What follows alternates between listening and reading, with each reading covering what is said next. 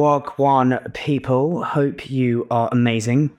So this week we're doing things slightly differently. I'm actually doing a solo poddy. The 11 biggest lessons from 4.5 years of podcasting. Yeah, it's been 4.5 years, which is absolutely wild. I really believe every single challenger food and drink brand should have these lessons and principles tattooed on their body, tattooed on their derriere. And if you're feeling very fruity, maybe on your as a tramp stamp. Why not? The challenger brand tramp stamp if you're extra hungry.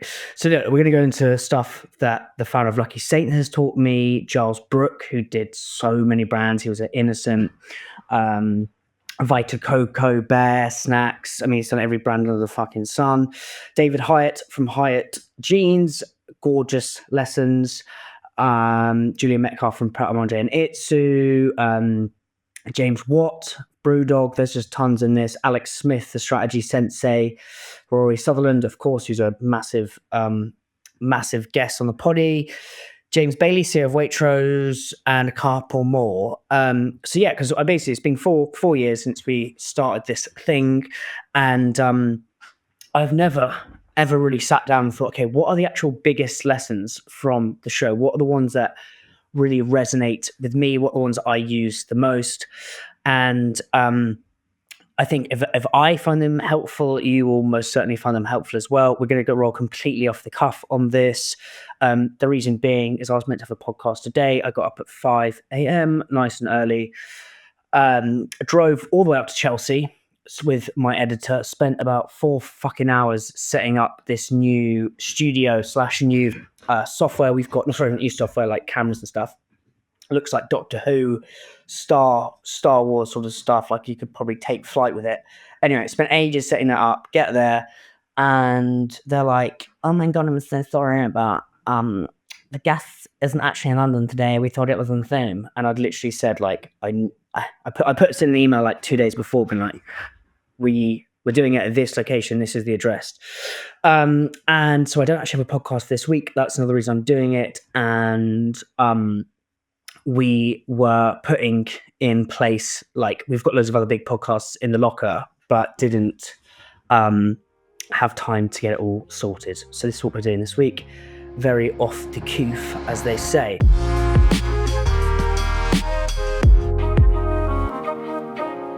So, numero uno is by Luke Bose, the founder of Lucky Saint, and also I think Emma Heal. Emma actually taught this to Luke. It's something that sticks with me every single day, and something I've used yesterday. I will use tomorrow. I will use it indefinitely. Entrepreneurship is everything. Is the feeling that everything is coming together and falling apart at the same time. Oh my God, this couldn't be more true, and I think this will resonate with everyone. Like the absolute moment that things are going wrong, the absolute moment that everything's going Pete Tong, the absolute moment you feel like giving up, like literally behind the corner, there's that whole sort of meme of the person digging, he's so close to the gold. The gold and the opportunity is literally right there. And I think you just got to get comfortable with the feeling that when things are going badly, things are actually going to go good as well. And it's getting used to that sort of bipolarness of running a business. Like the other week, I literally had a call. I think I've announced it now. Had a call with a sponsor, and they, couldn't continue for the year. So we parted ways. It was really sad, and I was proper down. Literally on the car back from the gym, I get a call from Uber Eats, being like, "Mate, we're good to go." Obviously, the worst way to celebrate a new deal. Instead of playing it cool, I was like, "Fucking come on, boy, let's go!" Right down the phone to the bloke, which was I should learn to keep it cool going forward. But yeah, I think it's getting used to the feeling that everything is coming together, but it will feel like it's falling apart. There's a great quote by David Senra, who does the Founders Podcast, and I think it's something like, I'm going to probably butcher this, but it's like, opportunity is a strange beast. It often occurs right after a loss, and I think it's really important to remember that when you're losing. Appreciate, like, you've got to go down to go up. And I think Adam Ballon from Innocent said, when you're losing, you're probably going to lose in threes. So if you're having a bit of a shitter, keep on bludgeoning your way forward.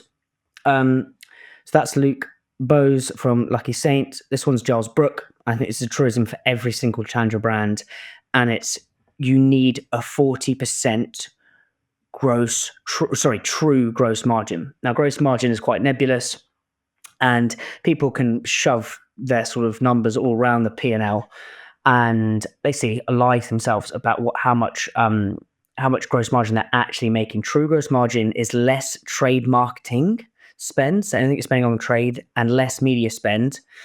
You've got to factor that in. He's also saying factor in stuff like your cost of acquisition if you're on D2C.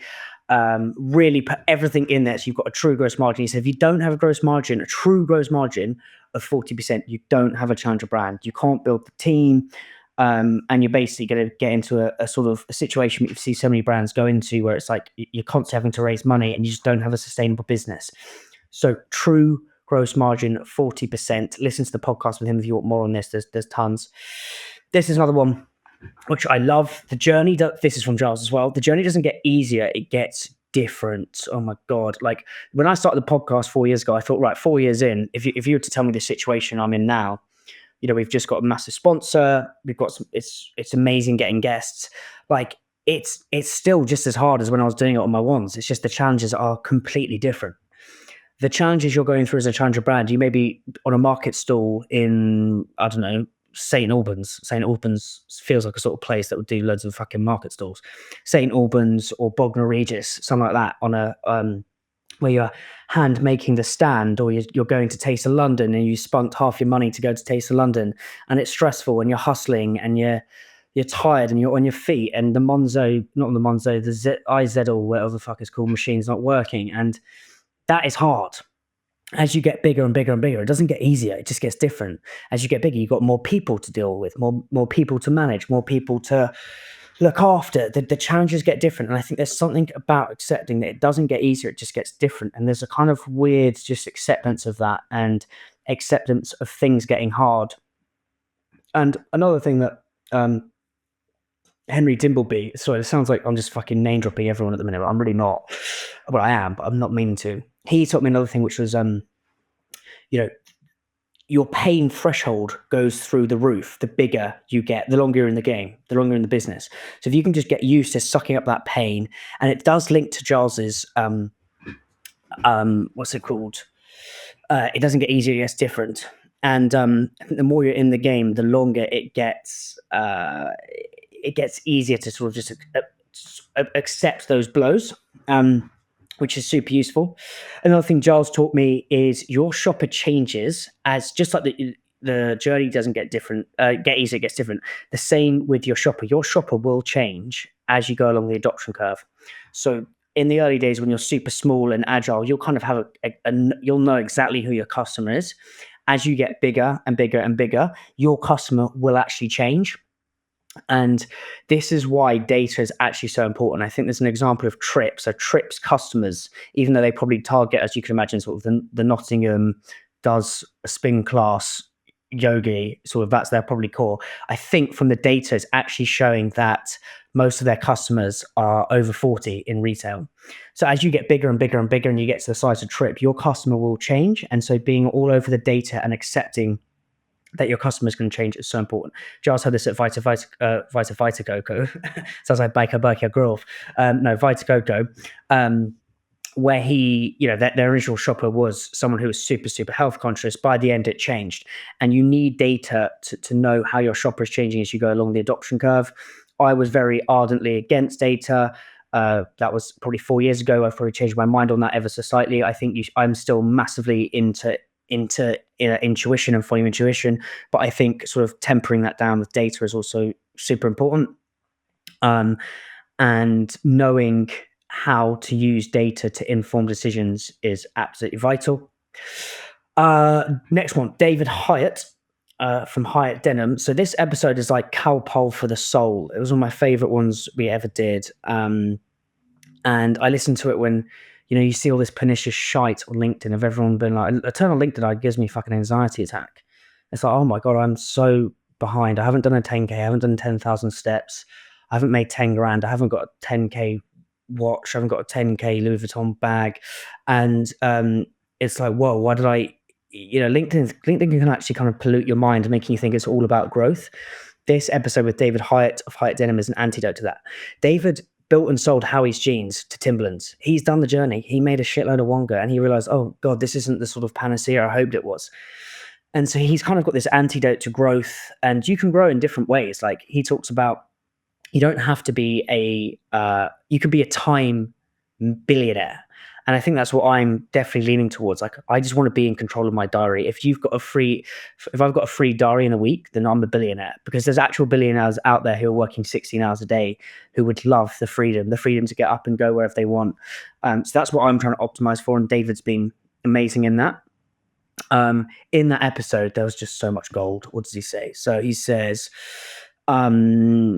he gives this great analogy of why challenger brands must be a speedboat, not a ship liner. So, i.e., when you're small, you can move fast, you can be nimble, you're like a speedboat. When you're big, you're heavy as fuck, you're tired, it takes longer to make decisions by committee, all that jazz that you see in corporates.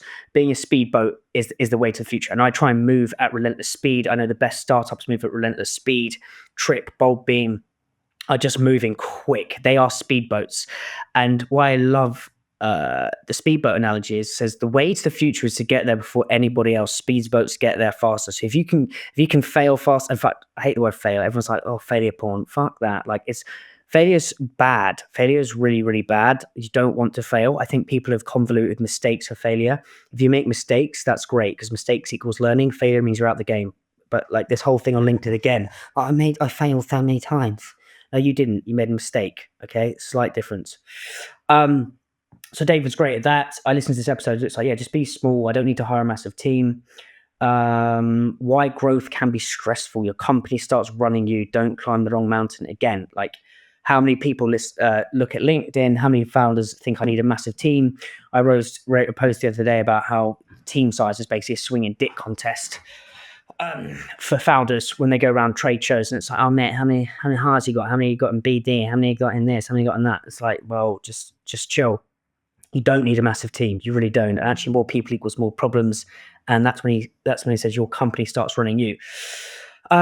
So, but anyway, so that's kind of the core lessons. But what David does say as well, and I've actually used this. I do a lot of brand strategy days, brand training days. Just did one. Who did I do one for Exploding Bakery down in Exeter in the West Country. And I've kind of bastardized this from David plus my own learnings. But I think you can really boil down brand strategy into sort of 3 questions. So what's one word you want to own as a brand? What's one friend? So imagine like your friend, who are you going to speak to? And then the third thing is, how do you speak to that friend consistently? And that is basically developing a tone of voice. Now, if you want this, I could actually send you the slide.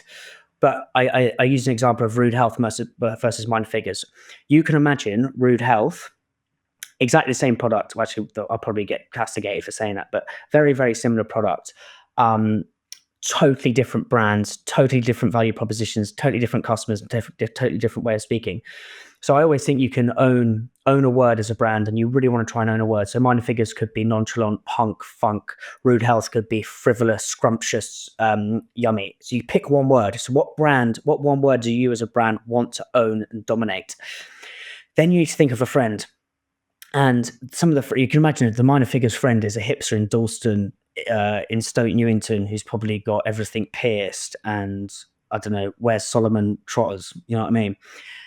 Is very, very different to Rude Health, who's probably sort of, wears a signet ring, scrumptious, eats lots of soup. I can imagine Rude Health customers eating lots of soup, loves making tzatziki, hummus, and homemade rice crackers. That kind of vibe.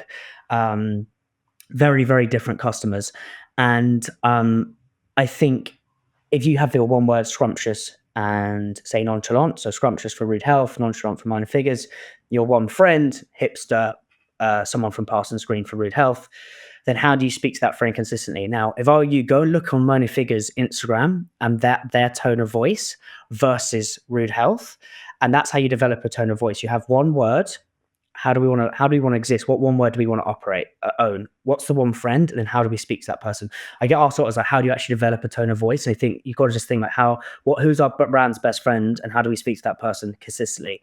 If you look on Rude Health, it's all like yummy, scrumptious, delicious, hearty, melty, coffee, something like that, oat milk. Whereas like minor figures is like quack, like God would beat me in a marathon. It's all very kind of esoteric and weird. So yeah, I think David Hyatt, what he taught me is, a brand, you can get a pretty decent brand strategy in 3 words. Just say, what's the one word we want to own? What's our one friend? How do we want to speak to that friend consistently? Tons in that episode. Numero cuatro, Julian Metcalf, founder of Pret a Manger and Itsu. Pret has just been interwoven into the tapestry of my upbringing. It is just, I won't ever forget the day that I first tried it's like the croissant with cheese and bacon in it and tomato and ham. Like, I think this was before Julian exited, when the product was fantastic, and I just used to smash them the whole time. And the tuna baguette, when that first came out, when the baguette was super crusty, was just astoundingly delicious.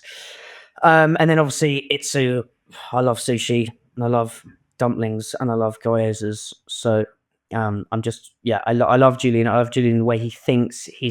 For Julian, it's not about the money. It's about making art.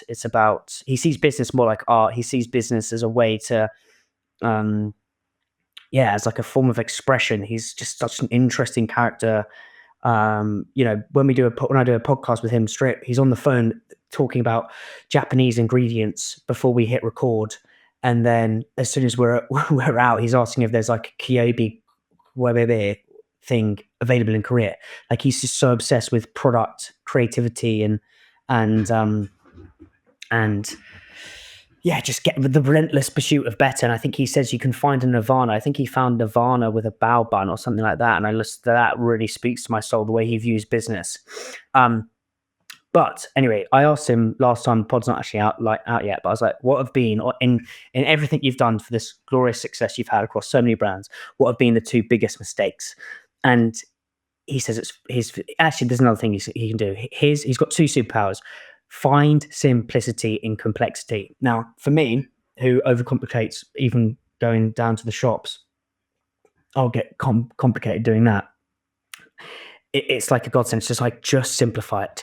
Simplify. Like, how do we? I think someone said genius is the most steps, is the least amount of steps. And I love that. It's like, how can you simplify this? And I'm so bad at this. I'm like naturally a complicated person. So always asking myself, like, how do I make this easy? What would this look like if it was easy? And Julian's brilliant at this. And he says it's not easy to find simplicity and complexity. And he basically says, in every organization, there's complexity is like an odious cancer that sort of slowly engulfs and suffocates and ravages businesses. And I see it all the time. And I think just trying to simplify things. So that's kind of on a macro thing. But then the question I asked him was like, what have been the biggest mistakes? And he said, it's very simple. Very simple. It's these 2 things. It's when I have lost focus of the product and the customer. The product and the customer. Now, for myself, last year I got very distracted. So for me, my product is my podcast, and my customer are my sponsors, and my customers are you guys listening to this, my audience that I care about deeply and hopefully provide lots of value for. Anyway, last year I got distracted as fuck. Thought I was Steven Spielberg and thought I was going to just suddenly turn into some director and start producing a load of podcasts, lights, camera, action, and be a podcast producer. Massively distracted me from my product, massively distracted me from my customer, massively got things complicated, massively. It was a headache, massively. It was just annoying as hell. And it caused a lot of pain and I lost a lot. And, it was a total nightmare. And I see this happen in so many times of like, if brands losing sight of their customer, and customer means 2 things. It's customer, I think, for challenger brands is both your consumer, so people who actually buy your product, and customer as in, Tesco's, Waitrose, Sainsbury's, Co-op. And this happens so many times. So one, you can lose sight of your core customer. So you see a land grab opportunity and you suddenly go into an MPD. And I think in a great example of this, and Ed's been super candid about this, is I think creators who are smashing sort of the protein and protein snacks. But he they went into mushroom burgers. They saw a land grab opportunity in mushroom burgers. He talked very candidly about this on the podcast, and he's realized just focus on the customer, focus on your consumer and your customer. Like, what is your consumer? Who is your customer? How can we make you happy? And I think just constantly asking yourself, as Julian says, how can we make this better? How can you objectively make the product better? And how can we objectively make the customer better? And I think it's just a very simple aphorism. It's like, I ask myself this every day. It's like, am I making the product better? Am I helping the customer? The customer is always right, as they say. Sometimes customers can be told to fuck off. So yeah, I think just relentless focus on customer and product. Number 5, how to get your challenger brand into more supermarkets and increase your current distribution in half the time. Range reviews are happening right now, right this millisecond. Sainsbury's, Waitrose, Tesco, Ocado, Co-op, all looking for new banging challenger brands. Don't miss this range review and have to wait another 6 months. It's long. Don't lose precious shelf space to your competitors. Don't let your buyer pick another brand just because you didn't have a Grand Slam deck. North Star Category Management help you create banging supermarket pitch decks so good that buyers find it impossible to say no to. Challenger brands like Perfect Ted, Trip, Bulbing Co, Dash all love North Star. Look, I'm so confident in North Star transforming your brand. We've got an exclusive Hungry offer. Your first month for free. Yes, free. Plus, we're going to give you a free 30-minute consultancy session to see how your brand is currently performing in category. Offer ends 31st of January 2025. Click the link in the show notes to book your consultancy session and thank me later. I am absolutely over the bloody moon that Big Fish, yes, Big Fish, the big dons of Challenger Food and Drink brand design. I mean, Perry is an absolute legend. He's designed every Challenger brand in your cupboard. Charlie Bigham's, Goo, Tyrrell's, Rana, Clipper Tea. The list is endless. And Big Fish are looking to speak to the next wave of Challenger Food and Drink brands who are a force for good. They're looking to invest in brands, and we've got this sick thing coming next year that you do not want to miss out on. If you want to speak to Big Fish, if you want to go to the Fish Bowl, drop me a DM and I can make it happen. Number 5, this, you probably heard me badger on about this, like based in every single podcast. So I've been trying to grapple with this idea for years and years and years, and then it finally clicked. And it links to James Watt from BrewDog, but it's actually probably a truism from all the most successful founders. So it's Nassim Taleb's barbell theory. And Nassim Taleb is an amazing writer. He's written Anti-Fragile. He's written The Black Swan. He's written some other books that are pretty good, which I can't remember. But he has a theory called the barbell theory. And what it means is you want to a barbell theory makes you anti-fragile, makes you very, very strong. And he basically talks about it in terms of investing. So imagine you've got a barbell in the gym. If you're lopsided, if you've got too much on the left-hand side, you're out of balance. If you've got too much on the right-hand side, you're out of balance. A barbell is holding two opposing things at the same time, and that makes you anti-fragile. That makes you super, super strong. So in investing, and I don't know anything about investing, but in investing, he talked about this, is having on the left-hand side low risk, super low risk investments like bonds, tracker funds, index funds, all that shit. On the other hand side, on the right hand side, is having high risk investments, Bitcoin, challenger brands. But those two things will keep you anti-fragile. And most people, founders, businesses get fragile when they're too lopsided. And it's kind of basically, as I say, holding two things at the same time. And I think James Watt is the genius at this from BrewDog. Like, he's got the ability to balance moving at relentless speed with the wrong direction. Sorry, the wrong direction. That's great to lead, isn't it? It's going to lead you guys down the wrong path here. And yeah, these are the KPIs. That would be done. But yeah, so James has a great way of balancing moving absolutely at relentless pace with direction. So he's like, we're going to try and go this way, but we're going to go so fast. If we are wrong, I'd rather us move fast and we can course correct. How do we course correct? Links to Julian Metcalf, focus on the customer. Another barbell strategy is absolute relentless focus on the core range, but then actually have a little bit open for some MPD. I did a sales workshop at Vita Coco, and we were all about releasing their new MPD. They'd kind of spent so much time launching new MPD that they'd over sort of stretched themselves and hadn't focused on the core, and the core was absolutely vital. And so what they kind of reverted and said, right, we're going to absolutely relentlessly focus on the core for 3 years. And I think by doing that, they quadruple their business. But then to give their barbell some, some focus on the other side, they've just launched this new strawberry and cream stew. So I think that's another barbell. Calm and aggression. I think you as a founder, you need to be super aggressive and go after opportunities, and you need to move relentlessly fast. If you can temper that and balance that with sort of calmness. I love the quote, slow is smooth, smooth is fast, is something I never adhered to. I should probably get it, whacked up here. There's loads. There's a Seneca quote, intense action by intense reflection. That's basically what I do from 1 till 3 p.m. every single week when I chill in the David Lloyd spa and saunter around in there, basically reflecting and doing sweet fuck all. Intuition and data is another barbell. You got balance using intuition, going with your gut with actual data. Again, something I hadn't necessarily thought of. And there's a quote by Aristotle, which means we're hunting for the golden mean, which is that absolute sweet spot in the middle. And I think I'd highly recommend reading everything by Nassim Taleb. He's a genius, but the barbell strategy is something I constantly try and think about. If I'm pushing super hard, I know I need to rest. If I'm being aggressive, I know I need to calm down. And you're just trying to the pendulum is constantly swinging. And the goal is just to try to keep it in the middle, but it's not easy. Another thing James Watt taught me was, he writes down everyday questions. And I think the smart answer lies in the dumb question. Ask more dumb questions to yourself. I should have got some water for this solar poddy because I'm fucking dry as fuck up here. But, I think one of the questions James asked, if I spend this £1, do I get a 10x return versus competitors?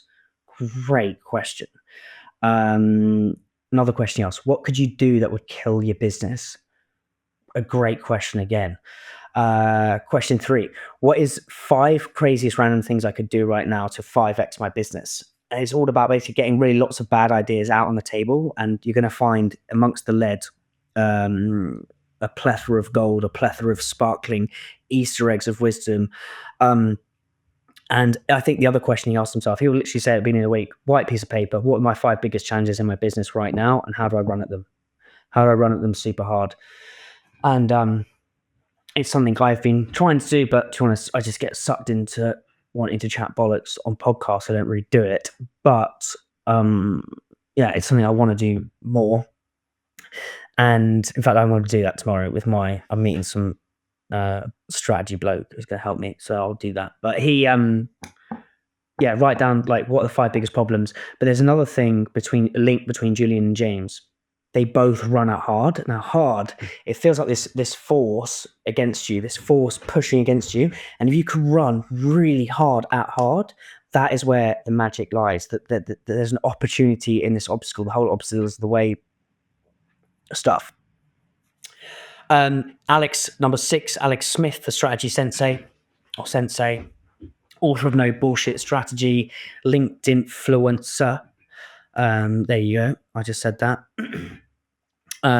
But he's a genius. He basically makes strategy, which can be so dry. It's like inviting a sort of accountant round to a dinner party who loves twiglets and has huffy breath. Strategy can just be so bland and boring. Whereas he makes it fun and light and sprightly and accessible and entertaining and joyful, and he just does it in the most charming way. He writes like Hemingway. I'm being a bit of a sycophantic nose bag right now, but he's amazing and I love him, and he's really helped me. But I think a few things you can boil it down to with Alex, and it's be different, not better. Every man and his dog is like, my product's better. We're better for the B Corp. We're better for this. We're better for that. We're better. Consumer doesn't care how you're different. Be different. Be different. Again, linking this back to Rude Health and Minor Figures, they are so different to the other malaise of banal crap that's in the category of oat milks. They are so different. And he's brilliant. So the first principle with Alex is just be different, not better. Always ask yourself, how can you be different? And then I think we talked a lot on the podcast about people say, oh, what's our point of difference, or what are our USPs? And we kind of went again a bit kind of weird and spiritual on this, but we were like, points of difference are sort of conscious. Like people, like everyone's saying they're different, their points difference. Go one level down, one level deeper, and say, what is our point of disagreement? The deeper you disagree with a customer, sorry, I'm shaking, it's losing the camera. The deeper you disagree with a customer, the stronger the point of difference. So actually say, what are our points of disagreement with the category? What are your points of what do you really like totally like hate your competitors on? Not in terms of actually hating them, but like as in you stand for this, you stand for Y, we stand for X. I love this. What is your unique value that your competitors can't copy? And you just got to really, and that is an inside job. Again, Jack Reben on a recent podcast, he did Purdy and Fig. He absolutely schooled me on this. Your point of unique value and disagreement is an inside job. You've got to look internally, like how are you different? Don't actually look at competitors for a competitive advantage. Look internally. And I had the same thing. Like all of it, everything I'm writing now or talking about is from my own mistakes. Like I got distracted from the customer. I tried to do another podcast. I tried to start thinking I was a TV network. I tried to get massively distracted. Oh, I didn't try to. I just did. And Jack, I was like, I'm going to do another podcast. I'm going to set this up, sub-brand. It's like, just, okay, why? You got to ask yourself some questions, internal questions. It links to Alex. Why, what got you here? Do more of that. And I think people don't do that. Founders are always looking to do the next thing or like slowly improve that or try that. Like, yeah, of course you've got to evolve, but I think people try and evolve too quickly. Like someone's just to sit down and ask yourself, it's like, what got you here? Do more of that. And if you do more of that for another year, that's what Jack says. Just keep doing Hungry for another. The Hungry is the name podcast for another year, 18 months, and see where you end up. As soon as I've done that, like everything started to click into place. So doing more of what is working, and that links to Alex Smith, which is unique value that your customers can't copy. It's an inside job. And yeah, you can hire me to help get that inside value out of you. Okay, I'll only charge you a few $100,000. Okay, it's a great deal. Of number 7 is a man like Rory Sutherland, who is the most downloaded pod of all time. There's so much you can pick at and pull at and listen to with Rory. I think so. It's interesting. So I think some of the best marketeers are actually understand the power of sales. Okay. Seth Godin's favorite book of all time is Zig Ziglar's, let's see that's behind me. No, it's not. Anyway, it's not behind me. His favorite book of all time is Zig Ziglar's The Secret of Closing the Sale. David Ogilvy, who founded Ogilvy and Mather, or Ogilvy, he was an Argus salesman. He would go around the country selling Argus. He even wrote a book about how to sell Argus. The greatest marketeers know that if it doesn't sell, it's pointless. You have to be able to sell product. And I think you can get so many marketeers get, in this airy-fairy, convoluted, brandy bollocks. Does it sell product? Yes or no? Seth Godin, modern day genius, obsessed with sales. David Ogilvy, pastime genius, obsessed with sales and copyright. And actually, all three of these are copywriters as well. Rory, he knows how to sell. And actually, he's a genius marketeer, but he's got a big foundation of sales. So I think what Rory, you read his book Alchemy, but his ability to pull in context and anchoring and framing, they're basically their manipulation superpowers. And it's just genius. Like, context, like fish and chips sells more by the seaside. Was actually the best fish is probably from Billingsgate Market in London, not by Brighton. Brighton's probably I don't know. I can't imagine it being very decent mackerel down there, but he's got a great ability to just to sell things. I think knowing how to do it is super, super powerful. The context anchoring and framing. So anchoring is benchmarking your price against another product. You use it in negotiation. So it's, I don't know, say you want 100 grand, you say you want 100, you start with 150 grand, for example. Framing is, again, links to context. It's like how you position things. A brand that's done this incredibly well is cereal. So cereal, the cereal looks incredibly expensive versus Cocoa Pops. It's like I think they're like £4, and Cocoa Pops are fucking cheap, right?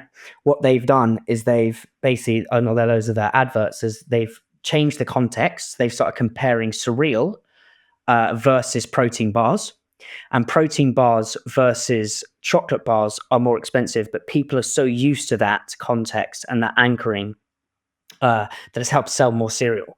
So actually, cereal versus Cocoa Pops looks incredibly expensive, but cereal in parallel with a protein bar versus a chocolate bar, it suddenly makes it fair game. Like, okay, that clicks. So you can use these special effects. So it's genius. Another thing that I just love, and I just see it around everywhere, is hipsters raise the floor, chains raise the ceiling. So we need hipsters, we need avant-garde brands, we need people pushing the boundaries. Burger King raises the floor, that allows somewhere like Five Guys to raise the ceiling. Eventually, Five Guys will become commonplace, and then something like Patty and Bun will come in and raise the ceiling. The quality of coffee is crap. Costa Coffee comes in and it raises the ceiling. Eventually, that becomes the floor, and something like Cafe Nero comes in. Eventually, Cafe Nero becomes the floor, and Blake Street Coffee becomes the ceiling. Eventually, Blake Street Coffee becomes the floor, and a new weird hipster cafe will come. Hipsters raise the floor, change raises the ceiling. Love it. The other thing that I asked Rory, and he said to me, if I wanted to open a coffee shop, I would open one called Flat Whites or Fuck Off, which I think is absolutely marvelous. And it's the opposite of a good idea is a good idea. And again, if you've got a good idea, if someone's got a good idea, do the opposite and you'll probably find a good idea. Case in point with this is so many people in so many coffee shops, you can get like a frappa dappa dappa wappa choppa twappa twatchino, yeah, with extra cream. And you're like, what the fuck? There's a massive selection in some of these, and just boil it down, do the opposite. One product, you have it or you don't, bye. The opposite of a good idea is a good idea. Again, another truism that you can apply to brand building. This links to Charlie Munger again, another learning that you've probably heard me talk about a lot, but I'd highly recommend reading Charlie Munger's Poor Charlie's Almanac. I've read it like 3 times.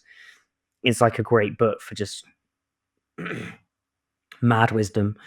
And he talks about the rule of inversion, which is basically what Rory does. Rory, if you actually boil down a lot of what his learnings and workings, is he's always inverting. And by inversion, you're basically asking the question back to front. So instead of saying like, why are customers, how do we get more customers to buy our product? You actually invert the question. You say, why aren't people buying our product? Charlie Munger gave a famous speech at a university, commencement speech in America, and all the fucking his talk was about like how to be happy, and he basically inverted the question. He said, instead of giving you a talk about how to be happy, I'm going to tell you how to be unhappy, and if you avoid those things, then you're off to the races. So I think he said, if you want to be unhappy, take loads of drugs, drink loads of booze, smoke loads of ciggies. 1, be unreliable, be envious, be unreliable, inconsistent. There's a few. I Google it and you'll read it. But it's about knowing what to avoid. But asking the inversion question. So with supermarkets, how this works. So for example, instead of saying how do we absolutely smash this listing with Sainsbury's, it's like the better question is to ask is how do we not fuck up the next 6 months? And by answering those things, we will know what to avoid, and that's a better set questions. I apply this to myself. Instead of saying, how do I build the biggest podcast in the world, food and drink podcast in the world, I just say to myself, how do I not burn out? So that means I'll have a 3-hour lunch break. I don't care because I'm in this for the long game. It's a great rule. And funny enough, how to not balls up supermarket listings. This leads to number 8 with James Bailey, the CEO of Waitrose, and he's basically said, and this is basically the inversion question for supermarkets or making brands successful in supermarkets, is don't think about how do I drive in a massive rate of sale. Just say about how do I make sure I don't fuck up availability. He said availability is like scoring your own goal. Winning the listings like scoring a goal. You're like, oi, oi, celebrations, screaming, blah, blah, blah, blah. But yeah, not making your product available on shelf, not being all over it like a rash. You can use Red Bull Bam which is always a bloody mouthful. But there's loads of things, or just get your team just hustling hard on the streets, be all over availability. Like you can get the listing, but if you're not all over availability, it's game, set, match, and it's all over. Another one, this really fucking winds me up.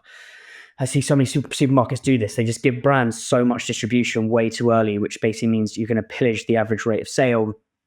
I don't really know what the answer is to this. Like I've even spoken to big buyers and had even the CEO of Waitrose saying this to me, but I think it needs to change. Of like, why would you want to kill a brand? Like, why would you want to kill a brand by giving them too much distribution? It's like already hard enough building brands, like pushing water uphill. You don't need any more hardship. That's another thing. Another thing you said in the early conversations, which from the CEO of Waitrose is saying this, I think a lot of people can think, oh, you need lots of data, which you do. But I think you can lead with the heart, not the head. In the earlier conversations, he literally said that. But then you do, and this is probably my biggest mistake. I was very heart. But you need to actually speak the buyer's language, and you need to sort of lead with data, because the buyer's not thinking about your brand. You think about your brand the whole time. You wake up in the middle of the night, as you're having your breakfast, thinking about your brand, you're thinking about your meetings, you're thinking about this. The buyer doesn't care. The buyer thinks about the total category, and you need to speak category language. And obviously, to be fair, this sounds like I'm dropping in a sponsor, but genuinely, this would actually help. Is North Star, who are our sponsor, category management specialists. But this is my biggest only. Like, you need to do both. Again, this is another about Barbara strategy. Lead with the heart, so have the most amazing founder vision and passion in the meeting. But then also have data. Have data. If you go in with too much data and not enough heart and soul, you're fucking boring. If you go in with too much heart and soul and not enough data, you're not speaking their language. It's kind of a bit like trying to order a Solero in France. If you don't speak the language, you've got to speak French to the buyers who are speaking French, if that makes any sense. So really important. Another one, which was by Lucy from Nice Wine, which is just what they've built is astonishingly wonderful. And again, some real easy questions to ask to then start speaking category language, start speaking buyer language. What are their KPIs? Start thinking about the buyer. What makes them famous? You got to think about the buyer when they go into their big meeting. They want to say, look, I just got this brand X to spend this much on promotions. We've got a gondola end away. We've got this. They want, like, if you actually boil it down, like, what does the buyer want? The buyer wants to look good. They want status in their rod job. They want to probably get a job promotion. They probably want to go on a few more holidays a year, or they want to buy their kids a nicer cricket bat or some shit like that. Like, start asking these questions. What are their KPIs? What makes them famous? What's their victory speech? That will start getting you thinking about category in terms of the category. And then if you really want to sort of razzle dazzle it, go for North Star as well. They will be able to help you do all that stuff. Kieran's a legend. Bativo, one of my fave brands at the minute. And this links to sort of Alex Smith, but it's brand strategy. And I think brand strategy is asking hard questions to find really easy answers. And Bativo absolutely killing it in the alcohol-free spirit or aperitivo space, I should say. But Emma worked at some massive brands, Adidas, like had her own consultancy, I think. But she told me something that's really sort of run true. Again, it links to all these link, right? They're like, it's an interweb of knowledge. That sounds proper weird. But yeah, anyway. So she just asked these 4 questions, and you could ask these too. And it links to Rory's, the opposite of a good idea is a good idea. So one, it's cultural tension. How can we do the opposite of what's going on in the zeitgeist? So again, with Bativo, everyone's like, we're alcohol free, we're clean, hustle hard, work out, blah, blah, blah. What Bativo says, we're not actually an alcohol free brand. We're just like a sort of have fun hedonism brand, and we taste banging. Amazing. Category tension. Where is the white space in the category, and what is the counter category opportunity? Again, everyone's being super clean. This many calories. Like reduce your fun, reduce your calories, reduce your pleasure, reduce seeing your friends, reduce all the fun shenanigans out of life. Bativo, no, we're going to do the opposite of that. Again, links to Rory. The opposite of a good idea is a good idea.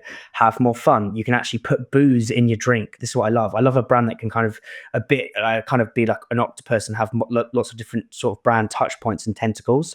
Another example of this is Trip. Trip can work in Annabelle's as a cocktail, but also go and work in a fucking meal doing co-op. Now that's a brand. Sick. Consumer attention. Who are they? Why are they different to the rest of the categories? It's like, again, who is your consumer? Like, know this in and out. And again, linking to Giles is your customer will change. And I think you really want to lean on Seth Godin, which is psychographic versus demographic. Like, I think a lot of people focus on demographic, i.e. 25, does hiking, does this, blah, blah, blah, blah. Psychographic, in life, like I'm 31 now. I still feel the same as 21. I've got mates who are 52. I've got mates who are 60. I've got mates who are 40. Like, we're all the same psychographic, different demographic. And I think demographic is myopic. And I think psychographic is a better way to build a brand. And it's something Bativo do. If you look at Bativo's bottle, it's about everyone psychographic. They're all linked together. They're all having fun at sort of a bacchanalia of sort of delicious fun. But they are all united by the same psychographic. So I wouldn't really worry about age, capability, tension. Again, this is links to Alex and Jack Rubin. What can you do that no one else can do? What's your internal value? And those are the ones I've been really thinking about recently a lot. I may do another one of these episodes. Let me know if you liked it. And yeah, I'm just trying to think of other ways to sort of summarize my learnings. But yeah, thank you for listening. Full service resumed next week. We've got Giles coming out, Giles Brooke, absolute savage episode. Honestly, so grateful for everyone who subscribes to this. Honestly means the world to me. And please leave us a 5-star review if you enjoyed it. And I will catch you soon. Peace.